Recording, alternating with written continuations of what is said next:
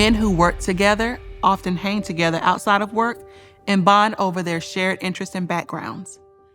This helps junior level men build connections with men in leadership. And this can lead to senior level men becoming sponsors for junior level men, meaning that they advocate for them and help them get promotions and other opportunities. Meanwhile, women often don't have opportunities to connect with more senior men. And since the majority of managers and senior leaders are men, that means women get less access to sponsorship than men do. That's a big problem. Sponsorship plays an important role in any employee's advancement. And it's even more important for women because advocacy from sponsors can help us overcome gender bias in the workplace. For all of these reasons, it's vital for women to be proactive about seeking out sponsors and building relationships with them. So, here are some tips to help you do that. First, know the traits of a potential sponsor. Sponsors often get confused with mentors, but the two are actually very different. Mentors talk to you, they give you advice, and help you develop your skills. Sponsors talk about you to others. They champion your talents and encourage people to give you opportunities. For a sponsor to be effective, they need to be able to influence decisions that affect your career. That might mean they have direct control over those decisions, but more often, it'll mean they have a strong network of senior level decision makers who will listen when they advocate for you. Once I was aware of how the sponsor relationship worked, I realized they were all around me. Fortunately, in the position that I had, I worked with a lot of senior leaders directly on many strategic, large projects to support national security.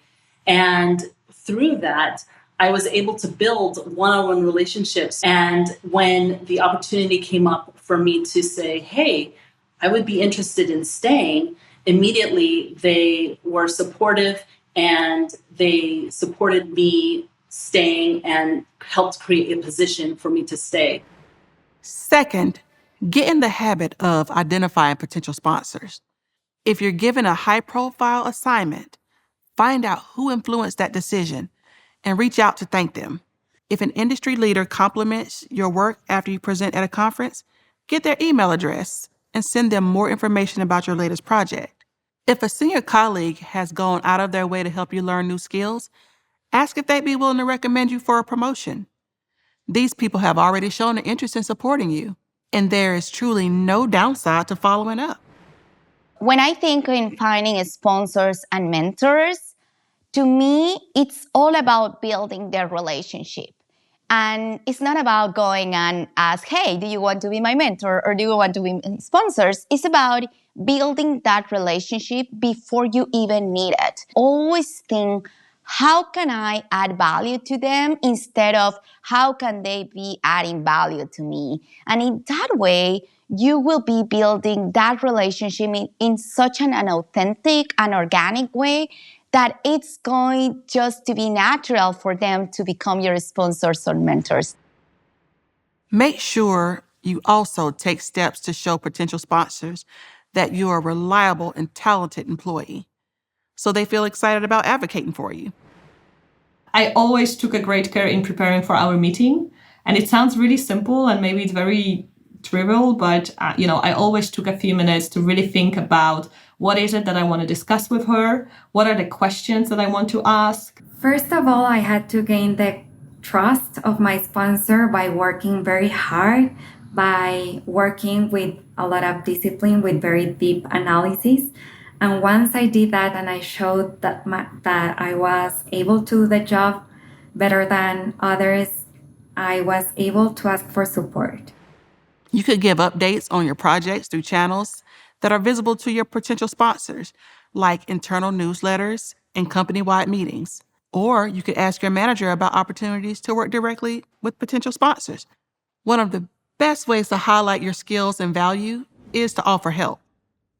Approach a potential sponsor and suggest concrete ways you could contribute to their work, such as doing background research for a project.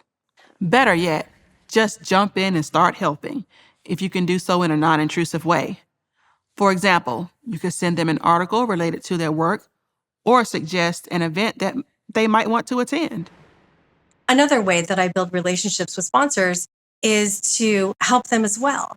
I can help them with YouTube and set up their Zoom so it's nice and clean, and with LinkedIn and social media and hashtags. And I can help them repurpose their materials to be in the modern format that can give them more reach. I often send interesting articles about what they do.